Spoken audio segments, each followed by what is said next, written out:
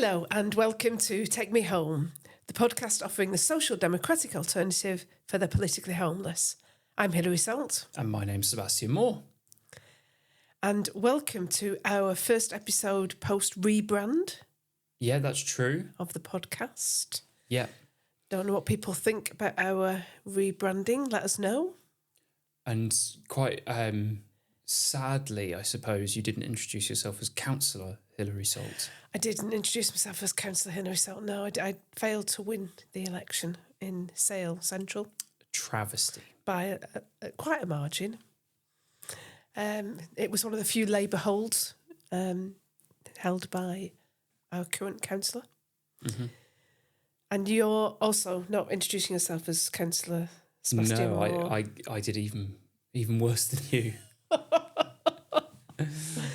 We have to try, don't we? We need to build on those foundations. We've talked about this a lot, but I think that the political landscape has changed to a degree that really, really harms us as a small party that is struggling to get name recognition nationally. And in today's episode, I'm hoping to talk a little bit about the local elections, because I think there was some interesting mini stories that popped up as a result of it. Good. Okay. So we'll do that first. I'm going to go on to talk about Greggs. Greg? Who's Greg? Greggs the Bakers. Whether or not we've reached peak Greg. So you can be having to think about that while you tell us about the elections, local elections. So these are elections in generally England, although there were Senedd and in elections in Wales and what do they call it in Scotland? Holyrood. Well, Holyrood's the place, but it's the Scottish Parliament elections. Scottish Parliament. Yeah. Yeah. So you're going to talk mostly about the local elections in England, presumably? Yeah. So trying to understand the election system in the UK is a tough job because it's very, very confusing. Certain places elect councillors a third of their council. So where we are right now, we're in Manchester council area, and they elect a third of their 96 councillors, so 32 wards, 3 councillors in each ward, and they'll elect a third of them this year, 2026. The second third they'll elect next year, and then the last remaining third they'll elect the year after in 2028. Then there'll be an off year, a fallow year, and then they'll start electing the first third again, which means that councillors will have a 4-year term. So anybody that was elected last Friday will be sitting a 4-year term. However, other places elect all of their councillors at once and then do it again 4 years' time. There are county councils, there are district councils, borough councils, unitary authorities. It's all very confusing, but the important thing to know is that there are a load of council seats up for election. Labour were defending the most, so they were those sitting councillors, and they were absolutely trounced, of course. And I won't go into detail about the specifics of the results, because if you want to know, you can just Google it, have a look on the Wikipedia page. But more or less, Reform did incredibly well and picked up something like 1,400 council seats. And they only had about 70 of those to begin with, which I think came from by-elections and defections and such. So they're basically starting from scratch, because even though they contested last year's local elections, those were for different places. If that makes sense. They were county councils and stuff. So this set of elections hasn't been contested since 4 years ago, if that makes sense. So, I understand. Yep. And you didn't mention the Greens there. He's just said Reform just about to get onto the Greens. Okay. So the Greens did very well. We in Manchester right now will think that the Greens did better than they actually did, because they did incredibly well on Manchester City Council. Okay. So the Greater Manchester, which is the region that was created in 1974. Yes. The reorganisation of the counties. Yeah, my dad still complains about that. About it should be Lancashire. He should be in Lancashire, yeah. Greater Manchester has 10 boroughs, and all of those 10 boroughs work on the same, they elect every year a third of their councillors. So it's quite easy actually to understand Greater Manchester boroughs. And of those 10 boroughs, Manchester is one of them, which is a long, thin borough. So it goes from just outside of North Manchester all the way down to the airport. So it goes really far south. And the Greens did incredibly well, particularly in the south, which is a little bit posher, isn't it, South Manchester than North? Yes, yeah. Although we were looking at a map, weren't we, that kind of explained Manchester is better understood on an east-west basis than a north-south basis. Yeah, that's true, but particularly sort of north, west to south, east. Yeah, okay. That's the real distinction. Yeah. Because there are parts of northwest Manchester which are quite fancy. Prestwich is quite nice, and areas like that. And then there are quite deprived areas over in the east. You think of Gorton and Denton, the by-election that I stood in. So yeah, the Greens did very well here. They also did fairly well nationally. But if you look at the vote tallies, they got about 18% of the vote. So interestingly, this is quite weird, but the vote share seems to match up with the polling quite accurately. Okay. So people were voting along those, national polling lines. Certainly it worked out that way, in the end when you counted up the results. I wanted to go into a couple of interesting results then, nationwide. So let's start with Exeter St. Loy's. I don't know how to pronounce that. St. Loy, maybe, which was a ward in Exeter City Council. Okay. South Coast-ish. Yeah, Exeter. Yeah, southwest. The Conservative candidate got 808 votes, 25.3%. The Reform candidate got 812 votes, 25.5%. But the winner was the Lib Dem candidate on 817 votes, just 5 more than the Reform and 9 more than the Conservatives on 25.6% of the vote. Gosh, that's close. Yeah. Did they have a recount? Oh, they would have done, yes, for sure. Maybe a couple of recounts, I would imagine. Candidates have the privilege of demanding a recount if they so wish. And we've joked quite often when I stood in an election of, I got 28 votes, of demanding a recount just to keep everybody there. But you look at that, that ward will now be yellow on the map, painted yellow for the Lib Dems, and they will have a Lib Dem councillor, despite the fact that only 25.6% of the people that turned out voted for the Lib Dem. So over 75% of people, more or less, that voted in that election voted for somebody that wasn't the Lib Dem candidate, but they're the one that won the election. Yeah. Let's go to Richmond. Okay. Richmond upon Thames. Okay. Who do you think won that one? Any ideas? I think that's a council. I think that was Tory country, really, is it not? Not quite. No. So there are 54 seats up for grabs. Okay. And the Lib Dems are in control of that council. How many seats do you reckon they won out of the 54? 17. 54. Oh, wow. They have 100% of the seats on Richmond upon Thames Council. Gosh. Yeah. Despite the fact that only 51.46% of people voted for them. So around half of people voted for a candidate that wasn't a Lib Dem, but they are represented solely in that whole council area by Lib Dem councillors. Reminds me somewhat of Manchester I think it was a time in 2015 when there were, out of the 96, there was one vacancy and all 95 of the other seats were Labour councillors. Yeah. And it's so strange in a democratic system to have only one party represented, and that's not the idea, because you're supposed to have that opposition to hold them to account. Yeah. That's quite a high turnout, though. 50-something, you said, 50-something percent in Richmond. That's 51.46% of the turnout voted Lib Dem. Ah, sorry. Okay, and what was the turnout? I don't know. Okay. In an area like Richmond upon Thames, I'd imagine it was higher than other areas. Generally, turnout falls onto the spectrum of better off areas turn out, but more than less well-off areas. Yeah. I was really surprised that in Manchester and in Trafford, I'm in Trafford, some of the, not very many, but some of the areas only had like 23% turnout.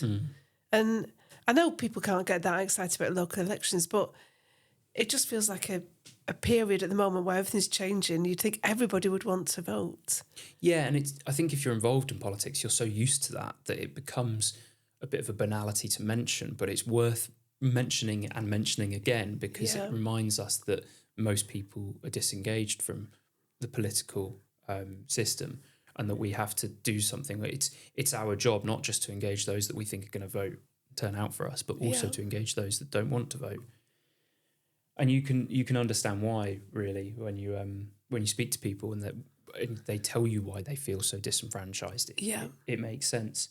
The last one then that I wanted to bring to your attention was Wigan Council, because that's near us. So out of the 25 seats, 24 of them were won by Reform.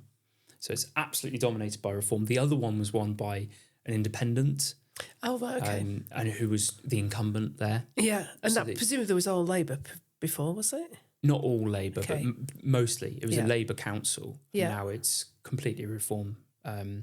Well, they're electing third, so it's this run of elections has been dominated by Reform.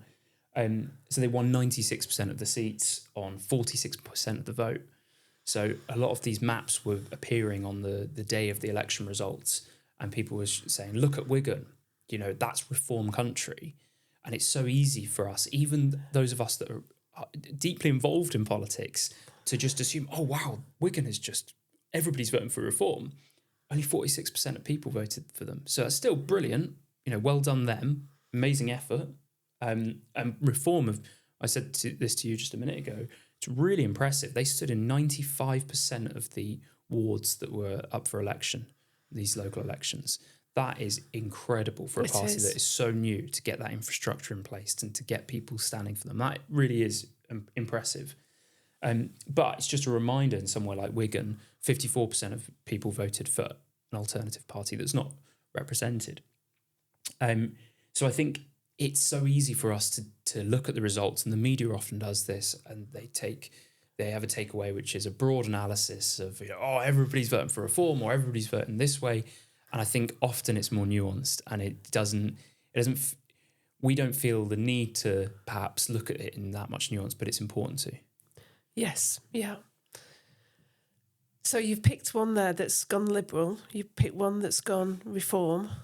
Well, there were, I think, there were two Lib Dem mentions there and one Reform. It wasn't. I wasn't picking them because of the party. I was picking them because I thought they stood out as quite interesting results. Yes. Yeah. Okay. There are also various stories developing of councillors that were elected and weren't expecting to win. I think there's a Reform newly elected councillor who actually works for the council because they teach in a school, and I believe that's not allowed, so they're going to have to resign their council seat and there'll be a by-election. Well, I think then they didn't get through the appointment process because they turned out to be ineligible. So rather than be appointed and resign, I think they've not been appointed, so they have to have a by-election. But they've won the election. They won the election, but haven't been appointed as a councillor. Right. So there's a verification process. See. Yeah, that makes sense. Yeah. There's also a newly elected member of the Scottish Parliament, a person named Q. I believe they are non-binary or something like that. Okay. And they are on a student visa. And they've been elected to the Scottish Parliament for the Green Party, which it's just remarkable because I would have thought that there are certain things we can agree on, which is you can't be standing for election if you're on a student visa. That seems so contrary to the interests of this country. I mean, you shouldn't even be allowed to vote, should you? If you've not got a long-term interest in the country, you shouldn't. And if you're not allowed to vote, you shouldn't be allowed to stand. So that feels like the way to resolve that is to say those people in those circumstances shouldn't be able to vote or stand. Absolutely. Question for you then. Do you think if you had James Adams was contesting a seat against Bob Wells, who would you guess was going to win that election of those two random people that I've just made up? I guess it depends where the election was. For sure. If it was Leafy Surrey... You know nothing else other than the names that I've given you. If it was Leafy Surrey, I'd say it was James. Okay. If it was Preston, I'd say it was Bob. Well, according to the to studies for these local election results, James stands a better chance because his name would be higher up on the ballot. But isn't it? Is it not a surname that you're? James Adams. Oh, sorry, Bob Wells. James Adams. Right. So I was thinking about the first names, and it was the surnames that were important. Sorry, but what's you interesting misled me there. Well, there you go. What's interesting is when somebody's created a graph showing candidates with the surname A, B, C, D, and showing how much better they performed than would be expected, and it's a considerable few percentage points. Wow. Yeah, really interesting. So I need to change my name. Exactly. Right. Now, what's even more interesting is that in certain places they were electing 3 councillors to a ward. So, like I said at the start, Greater Manchester councils elect a third, so we elect 1 councillor per ward. But London, for example, they've just done theirs, and they're every 4 years, and they elect 3 councillors to each ward. And the places, so there'll be 3 candidates for each party. So you get 3 votes. Yes, yeah. And imagine you're voting Green, and you love Zach Polanski, and you think Green Party's the way to go. You're likely to vote, X for one Green candidate, X for another, X for another. However, candidates with a surname that came earlier in the alphabet did markedly better than their corresponding candidates for the same party. So Reform, where this was most pronounced, when there were 3 councillors standing for election, the one with an earlier surname, 1 out of the 3 got higher vote tally 74% of the time. The second candidate winning was, so middle of the alphabet. So like Moore, for example? Yep. Only came first out of those 3, 19% of the time. And the candidate with the surname latest in the alphabet only came first 8% of the time. So there's a massive distinction. And that's all the way through. You can see the candidate that had the surname later on in the alphabet was likely to come third 68% of the time. So there's a real correlation there. And amongst all parties, there was the same correlation. You can look for the Greens, for Reform, for Labour, which is really interesting. Now, a couple of things. Yes, people are more likely, it seems, to just look down the list, and once they get to somebody they like. Now, I say more likely, that could only be 5% of people doing that. And that's the 5% that shifts it, if you see what I mean. Or 1%. If everybody is unlikely to change at all, but then 1% of people are more likely to vote for a candidate earlier, that could shift the results. However, I think it tells us something more interesting than that, which is that people are voting for a party, not for individuals. Because if you were voting for an individual and you had 3 Reform candidates, there's a good chance that the candidate with the surname M might be a terrific candidate, and you think, I'm going to vote for him. So you wouldn't expect to see any correlation, because you might have somebody voting for a Reform candidate as well as a Conservative, as well as a Lib Dem. But instead, it seems like people vote definitively for the 3 candidates of that party. So people are voting based on the party, not on the individual. But is that if they're voting based on the party, not the individual, would that not suggest that the order doesn't matter because they're just looking for the 3 Reform? And even if the 3 Reform are right at the bottom, they'd vote for those 3 Reform. Yeah, but there'll be a lot of people that have voted only for 1 and didn't realise you're allowed to vote for 3. Or there'll be people that, have maybe, I don't know. Right. There'll be things like that. Yeah. But my point is that if they were voting for different candidates, you wouldn't expect to see that correlation. So is there an argument that there should be random draw to see what order you come in on the form? No, I don't think so. I think the argument is people just need to vote for the person they want to vote for rather than... I was thinking this about compulsory voting always comes up, particularly when we talk about low election turnouts. And they have compulsory voting in Australia where they fine people if they don't vote. And Australia has 90-95% turnouts. Yeah. And I always think it's a really bad answer. This is my opinion. It's like a bad answer to the problem. people are feeling disenfranchised, we'll force them to vote. That doesn't seem like the right solution. I agree. And I'd say something similar for this. People are voting. There are a certain number of people voting just for the candidate earlier in the list. I don't think the right answer then is, well, we'll mix them up. I think we need to encourage people to be more informed when they're voting. Yeah, okay, yeah. And I'm an M, so I'm not biased. No, I probably am, being an S. There you go.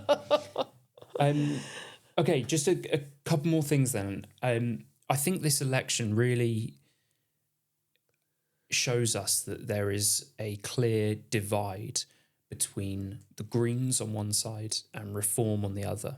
And this divide is felt, I think, in our daily lives when we speak to people. And you know this term coded? It's kind of an online sort of slang word, where you say it's left-wing coded or right-wing coded.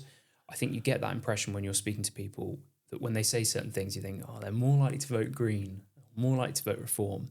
That doesn't necessarily mean left and right. It almost means like perhaps a little bit more establishment, anti-establishment, something like that, or, populist and anti-populist, or I don't know. But the point is that there are these two divides occurring. And I think that was felt for me at the election count where I was speaking to a lot of people. And it struck me that last Friday during the election counts, I was seeing a lot of posts online, texts from friends, and people saying things like, why on earth would people vote Green? I just can't understand it. I saw somebody had said, all my life I've been very open-minded. I've always understood people that vote for a different party to mine, but I just don't get the Greens. I don't understand why anybody's voting for them. And whilst I'm seeing these messages and texts and hearing from people, I'm in and amongst a lot of Green councillors winning their seats. And so I have a chance to listen to their victory speech. And I thought it was quite interesting how a lot of them, they would say things like, love has won, compassion. And we've shown by this election that you can win when you fight against, the rich or the whatever it is. And I thought, if you, as a Green Party activist candidate, are imagining that the other side are, hating and bigoted and divisive, you wouldn't have any idea why they're voting the way they do. Mm-hmm. You wouldn't be able to understand it. And that's for good reason. If you think that the other side are spewing hate, and then you see family members or somebody down the pub voting for them, you just think, why on earth are they voting for them? So it does feel like there is less and less of an understanding of why the other side are voting the way they do. Yeah. There was an article about this chap, Missan Harriman, who's the head of the South Bank Centre in London. You know the South Bank Centre? I know the centre, yeah. He got into a bit of trouble because he, when asked about the local election results, quoted Susan Sontag, I believe, saying, she said, when thinking about the Holocaust, 10% of people in any population are cruel no matter what, and 10% is merciful no matter what. And the other, this is important, the other remaining 80% could be moved in either direction. And I think that gives you an idea about how certain people are viewing this issue of reform. And you might say, well, why would they not try and win over people? Well, they are trying to win over people, but not everybody, right? Because they've just completely disregarded a certain amount of the population. Zach Polanski on his podcast recently asked his guest a question which was picked up online and highlighted as perhaps alluding to how he views people on the right. And I wanted to play it for you. You might need the headphones. So this was his podcast just about a month ago.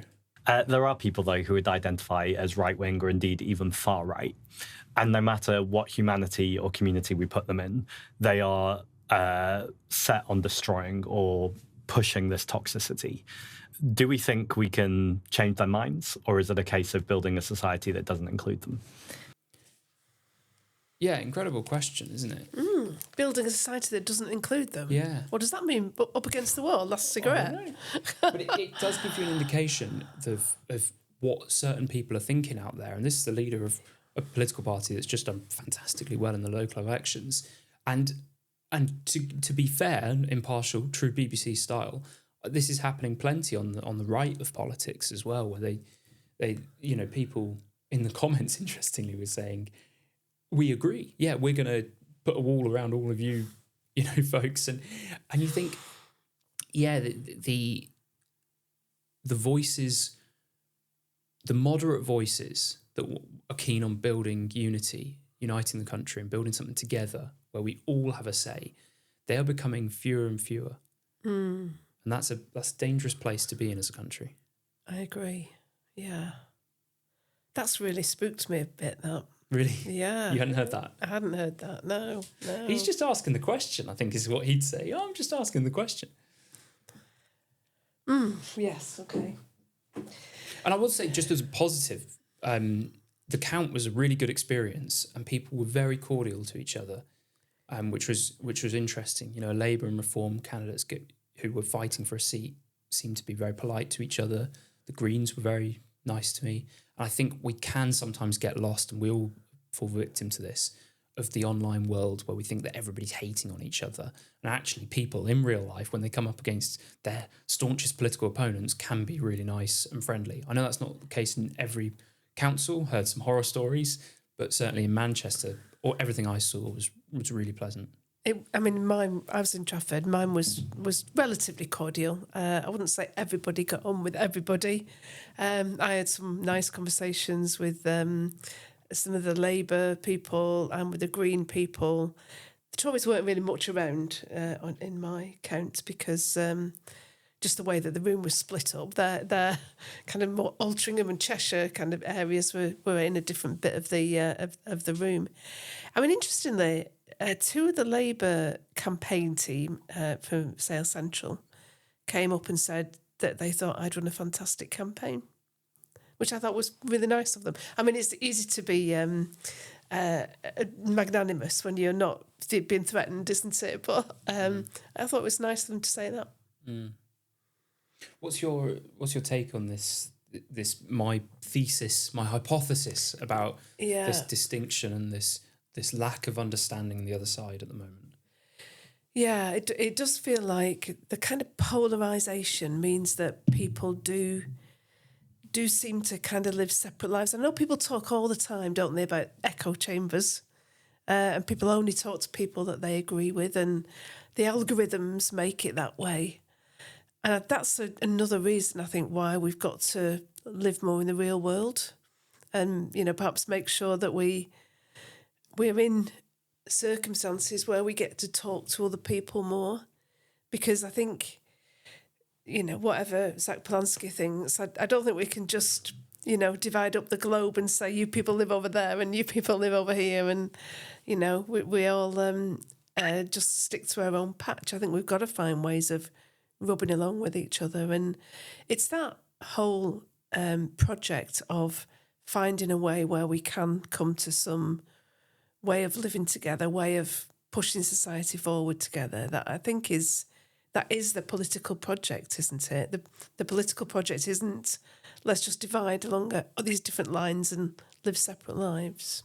Okay, in the spirit of trying to understand the other side, would you be able to give me a defence of the Green Party's position and therefore why they're attracting so many people? So why is it that the ordinary person going about their daily life thinks, I'm going to put my hope in the Green Party?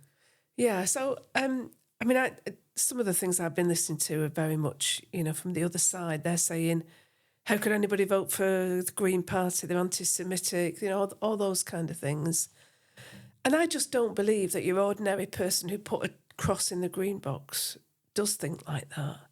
I think the person who put a cross in the green box maybe thinks, they quite like this idea of a universal income. I think maybe there's something in that. They're very keen on protecting the environment. I'm keen on that too. They're kind of outpouring about David Attenborough this week, because I found, a little bit sickening really in some ways. the BBC have run this. He's 100 years old this month, whatever. And they've just been running these puff pieces on him every day. And everybody they talk to is just, gushing with how brilliant he is. I mean, I don't have anything against him, but it's just like he's become this kind of godlike character, which feels very weird to me. Anyway, that's a bit of a digression. I do think people think I like the environment. I think they think things like, the Greens have argued for things like nationalisation of water, which we'd agree with. I think people think that's a good idea. I think there's a lot of feeling that people do think that climate change is a problem and think that the Greens are more serious about that than anybody else. So, and do you think that's why people are voting for them, like in South Manchester? Do you think those are the reasons? Yeah, I think it's those kind of they're a bit more left than the Labour Party. Just interestingly, I think this has probably shed some light on the way that we think. But interestingly, all of the things you mentioned were sort of policy positions. Yeah, and maybe just caring about the environment is maybe a bit more values based, but I feel like people aren't really voting on policy anymore. It's more on vibes. Okay, yeah. I don't know, maybe that's another generational difference, Sebastian. So, okay, I think that was a very solid defence of the Green Party voter. Now I'd like you to do the same for Reform. Why are people... So Reform won, I believe, 9 council seats out of 32 in Manchester. Okay. And bear in mind that there haven't been any Conservatives on the council for years. That's true. Manchester is not a place where you get right-wing, quote-unquote right-wing politicians, and yet Reform won in areas, deep Labour areas, Moston, Miles Platting and Newton Heath. There was Charlestown and Bagley and Brooklands, these places where you just wouldn't have imagined a Reform candidate to win just a couple of years ago. So why are those people voting for Reform? So you'll probably say it's vibes and not policy, but I'll start off on the policy track. Go for it. So I do think that those were places that were also very pro-Brexit. And I know the Reform Party isn't the Brexit Party, but in people's heads, it's the thing that is carrying on the tradition of Brexit. And I think particularly, we're in this situation now where we're effectively rejoining by stealth. That's what reset is. I think, lots of people think we've got to cling on to that mandate we gave our political class to leave Europe and to have a sovereign state. And having a sovereign state means not being in Europe, but it also means things like defending your borders. And I do think there's an extent to which, a lot of those people will be very upset by the mass migration that we've seen, not just the small boats, which I think people are still upset by. And obviously, in good weather, it's, you see more of that. But I think they are also upset by the legal migration. And I don't think they think that some of the things that the current government are concerned about are things that are for them. So I think Jonathan Hinder on X, I think he was on Newsnet or something this week, wasn't he? And he was saying, you're talking about the Erasmus scheme, but, young people in Colne and Darwin and, Wigan and all those, the northern towns want opportunities here. They don't want to go abroad studying. They want a decent job with decent wages here, not the kind of things that the government are concerned about. So I think I was going to say a Brexit voter then. I think a Reform voter now is thinking about those kind of things. I don't really think they're thinking about some of the things that perhaps Nigel Farage would think of his policy positions. So things like the market and privatisation and, what you might call second wave Thatcherism. I don't think a lot of those voters believe in any of that. And in fact, I do think that it's really difficult to know what, not just Brexit voters, but some of the new Reform councillors what kind of ideology they'll have, what they will believe in, because, I think they'll probably have done enough vetting to make sure people aren't nutters. But I don't think they'll be thinking, well, are you somebody who believes in the free market and globalisation? Or are you somebody who believes in more state aid, more help for small businesses? I don't think they'll have done anything like that. Mm. So I think you get a real mixed bag of people now in reform. And I don't think there's any. And how do the reform leadership cohere all those people around a set of policies that are as yet kind of a bit of a mystery? So hopefully, if you're listening to this and you are more inclined to be green, Hilary's now just given you a good summary of what many reform voters are thinking when they vote for reform, and likewise, if you think I can't understand anybody that would vote green, hopefully that kind of gives you an indication. I do think that there are things in common, much more in common than people would make out and the media would make out, and you alluded to some of them then.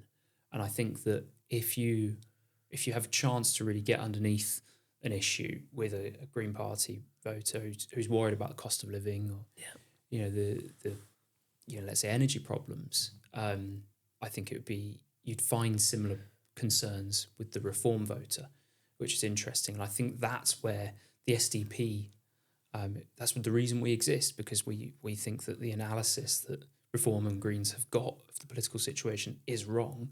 And actually the people that are voting for them are both right in their own ways. Yeah. And there is actually a moderate position to take, which includes and overlaps a lot of those things. That's why I think our existence is quite exciting where we go from here. So if you looked at an example of, say, housing costs, Greens might say the answer is rent control. Reform might say the answer is unleash the market. And we would say the answer is state needs to build houses. Yes, exactly. And both Reform and Green voters would want the same thing, which is, a more reasonable housing market with cheaper housing costs and such. Yeah.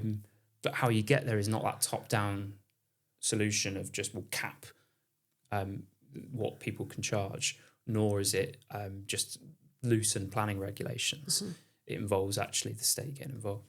So Agreed. Yeah.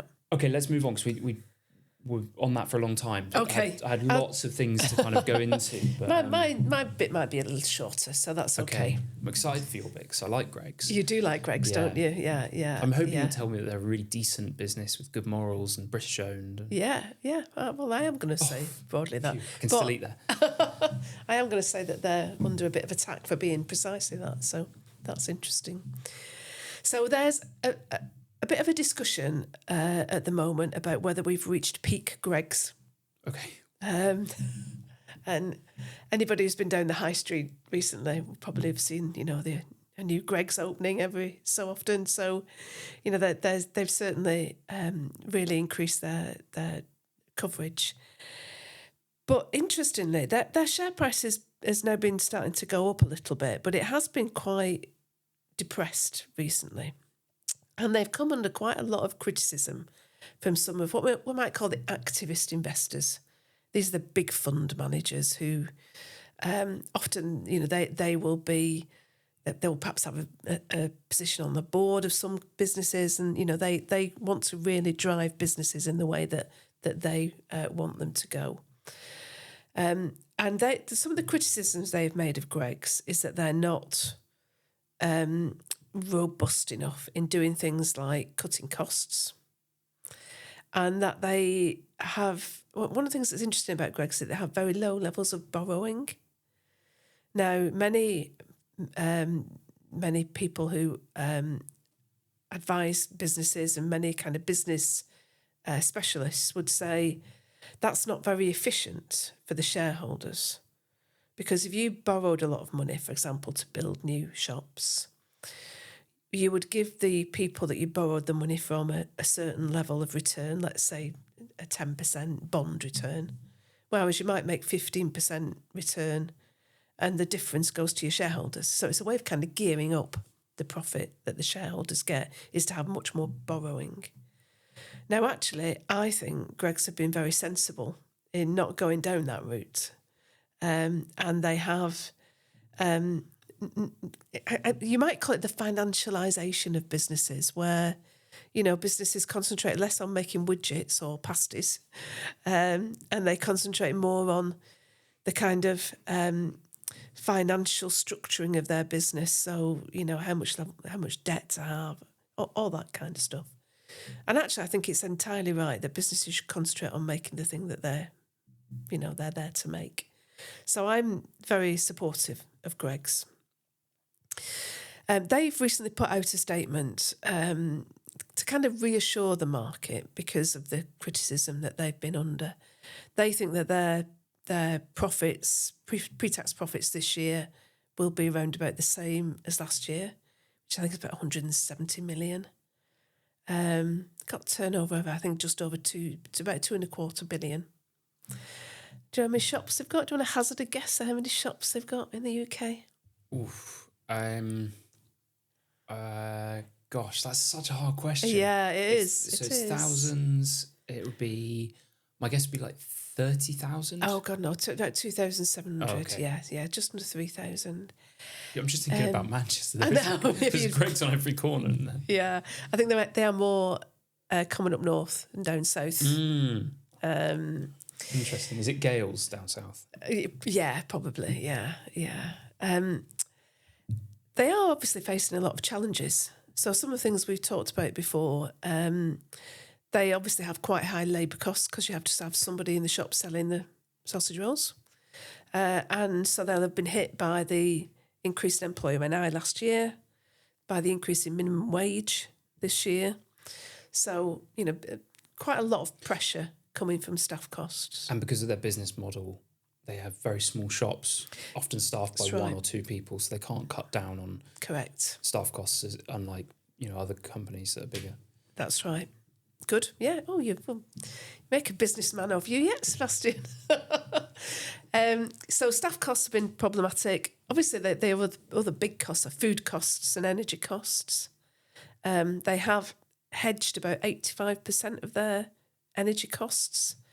So do you want to explain what that means? Yes, please. So they've kind of bought the fuel in advance. Oh, right, yeah. Is that what hedged means? Yeah, hedged means that you pay in advance to fix the price. Because you think it's going to go up. Because you think the price is going to go up, exactly. And quite a lot of their food costs they've hedged as well. So they've kind of bought in advance from the people who make the flour. If there's uncertainty in the market, and a lot of businesses are doing that, it's going to push the prices of those things up, and it will create that sort of artificial spike. Is that right? Yeah, but I think that's probably a lot less of a worry than your worry about how much those costs might go up. Obviously, the conflict in the Middle East and the Straits of Hormuz being closed, and that affects fuel costs and fertilizer costs, both of which are important in food costs. So there are lots of challenges, and you've probably noticed those challenges in the price that Greggs are charging. So do you know what a Greggs breakfast meal deal costs now? Oh, I've never had a breakfast meal deal. Oh, okay. So it's £3.15. Okay. It was £2.95, and then it broke the £3 barrier. Went up to £3.15. I think they're going to increase it again shortly to £3.25. So that's the kind of bacon roll and a cup of coffee or a cup of tea. Yeah. Roll, is it? Bacon roll? Bacon roll, yeah. Or bap or... No, bacon roll. Bomb. Yeah. You can have a baguette, but that's the kind of premium one. Okay. So you have to pay more for that. I don't actually know the price of it off the top of my head. So they have been forced to do things like push up the price of their offerings. And they're also experimenting with things like customer-led opening times. So certainly I generally think of Greggs as a morning thing. It's a breakfast or maybe a mid-morning sausage roll thing. But they do have quite a lot of outlets that now open very late at night. So you've probably been past the Greggs in St Peter's Square in Manchester, haven't you? Yeah, of course. Which opens late. And on lots of university campuses, they have late opening Greggs. because Are we getting paid for this? Are they sponsoring us today? They better be. At least a few free sausage rolls. we're very happy to receive any sausage rolls you want to send our way, Greggs. Thank you very much. They are developing different strategies to adapt to the challenges they face. They're also looking to expand abroad. They're going to open a shop in, right, I'm going to get the pronunciation of this wrong now, in Tenerife. Is it Tenerife? No, Tenerife's fine. I mean, Tenerife, that's okay. the anglicised pronunciation. I was sort of squirming because of the thought of a Greggs abroad, but I'm like an advocate of I guess like national culture and how, you know, I want to go on holiday and experience the cuisines and the culture of that country. I don't want Greggs. Wetherspoons have just opened one in Alicante Airport, which makes me feel a bit uneasy as well. When I was learning Spanish at the Cervantes Institute in Manchester, it was just after work, so you used to have to try and grab something to eat on your way there, on your way to Spanish. And there was a nice little chippy opposite, but you can't really take chips into a classroom. So one day I just bought a pie, and I was just, guzzling it down before we started our lesson, and the teacher came in, and she said, "¿Qué estáis comiendo?" And having no clue what pie is in Spanish. Oh, no. I said, "Como pie?" And she said, paella. And I went, "No, pie." Pie. So my friends still take the mickey out of me for that little Very good instance. Anyway, you've thrown me off course now. Tenerife. They did previously open some shops in Belgium, but that didn't work very well for them. So this is a second attempt at international expansion for Greggs. Probably called Gregos in Spanish, isn't it?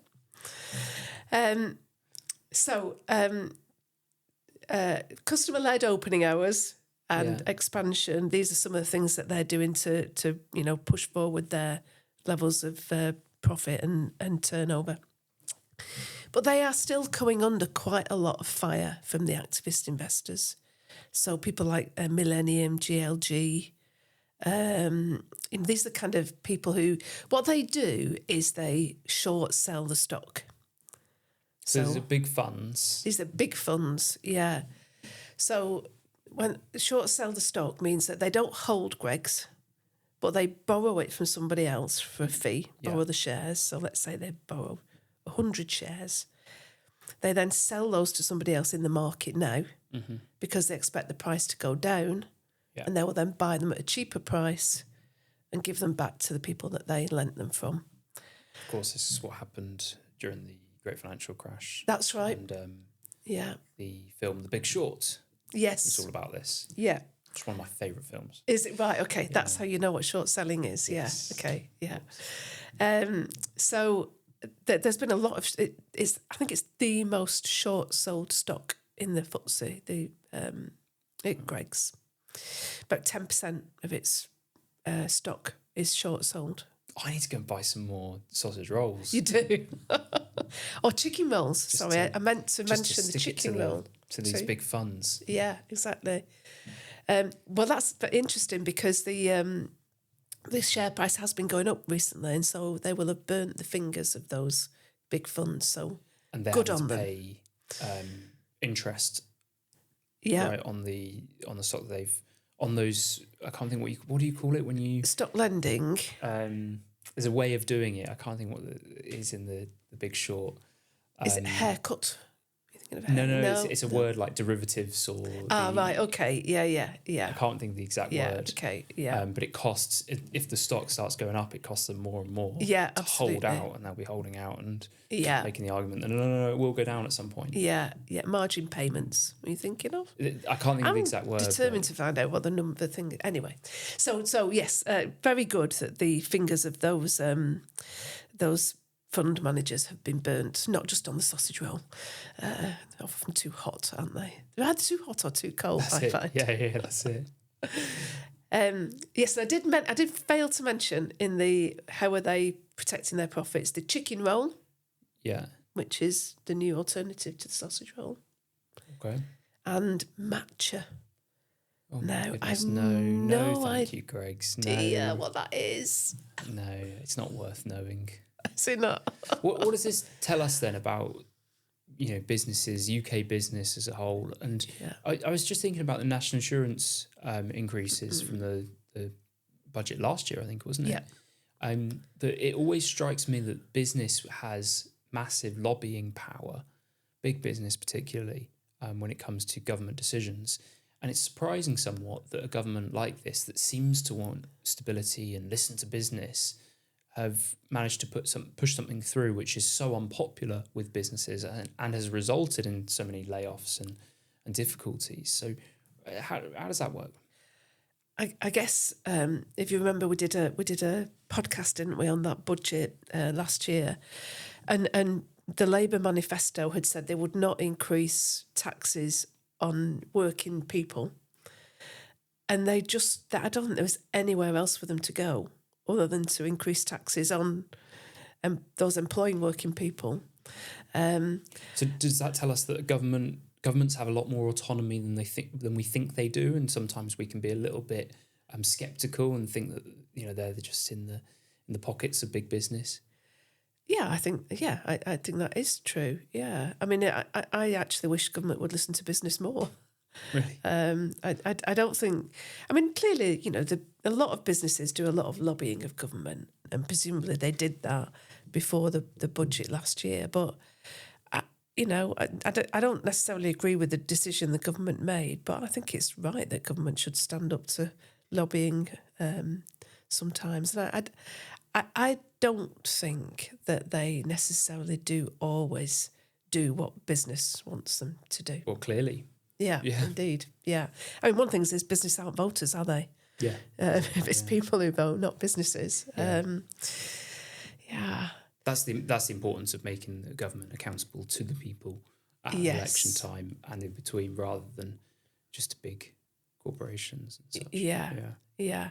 Okay, and does the Greggs story tell us anything about sort of the landscape for British business and where we're going and growth and that sort of thing? Or yeah, I mean, one of the things that Greggs said in their announcement was that obviously it would be better for them if people had more money in their pocket to spend, and clearly there's still an extent to which people are cutting back on what they might see as things like luxuries of getting a takeaway on your way to work rather than having a slice of toast before you leave for work. A side note is money in your pocket is my least favourite political metaphor. I find that it's the classic, when they're on the debate stage, and it's like, and it's a classic Tory thing as well. It's like putting more money into people's pockets. And I'm like, but it's not actually putting more money into people's pockets. But anyway, sorry. I feel like you've called me a Tory now. Yeah, you've called me worse.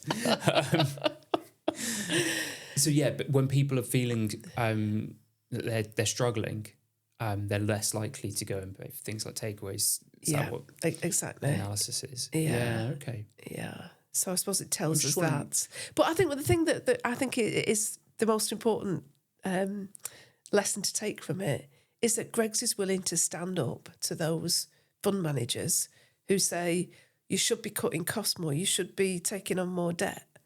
And those are the ways in which businesses have worked for the last 20 years. They've not been investing in new technologies, investing in people, using profits that they make to reinvest further in the business rather than just borrowing from money markets. And I actually think, good on you, Greggs, for standing up to them. Yeah, absolutely. And if you think about the way that we are taught about business in schools, when you have those, if you ever played that game where you have pencils and the other table has pens and they have scissors and you've got to trade. You ever do that at school? No. It's quite fun. But the way we conceptualise business is more along the Greggs model. Yeah. They're making a profit, so they'll reinvest that profit. And what we I think a lot of us, and part of the reason why people feel the way they do nowadays in 2026 is that a lot of these things have become so convoluted, and businesses are making money off things that isn't what they're, the widgets that they're selling or making. And we need to, I think, have more businesses like Greg's, like Denby. I've now got a Denby bowl. Oh, lovely. Great. Good. If I'd been talking about Denby today instead of a few weeks ago, I could parade it. But we need to have more businesses like that. I mean, the Greg's story for me is this has been relevant since we read Vassal State by Angus Hansen, talking about how a lot of British businesses have been bought up by American companies of varying sizes as well. This is the confusing thing. I've always had this slight bias against big companies, and now I realise that actually, however big you are, there's a chance that you're owned by an American company and listed on the New York Stock Exchange. And it's difficult now to know where you should be going to spend your money. And Greg's is one of those that in the past, it was a big chain, I won't shop at Greg's. And now I'm thinking, actually, maybe Greg's an example of a good British company. Is there something that this is my last question, I promise. Is there something that governments should be doing to incentivise businesses to pursue that Greg's model and to push back against these big investment funds? Or is it in the business's interests in the long run anyway, and therefore more businesses will start to do what Greg's is doing? I think some of the things that the government has done have been helpful. So things like you can write off investment in the business against your tax liability straight away. I think that's good. And I think, more things like that would be welcome. And I think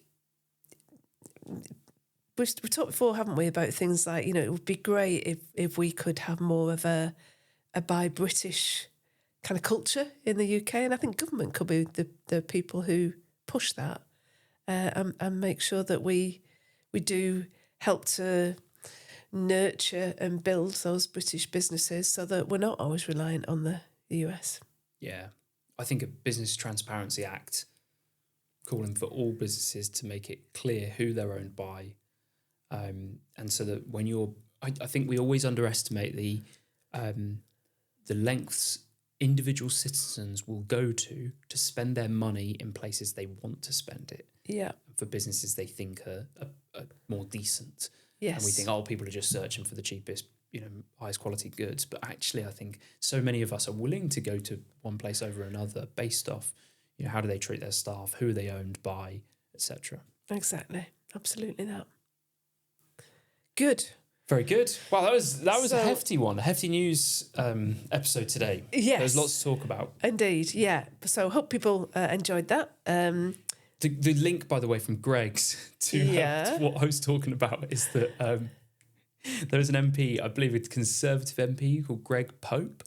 And you know how on the ballots it'll be, so for my name, it'll be Moore Sebastian. Yeah. He claimed apparently that a lot of people were voting for him, a lot of Catholics in his constituency, because it said Pope Greg and they thought he was Pope Gregory. So there you go. Great. That's the link to Greg's. Great. Good. Okay, so we will see you next week. As always, recommend the podcast and share it with your friends. And thanks for listening.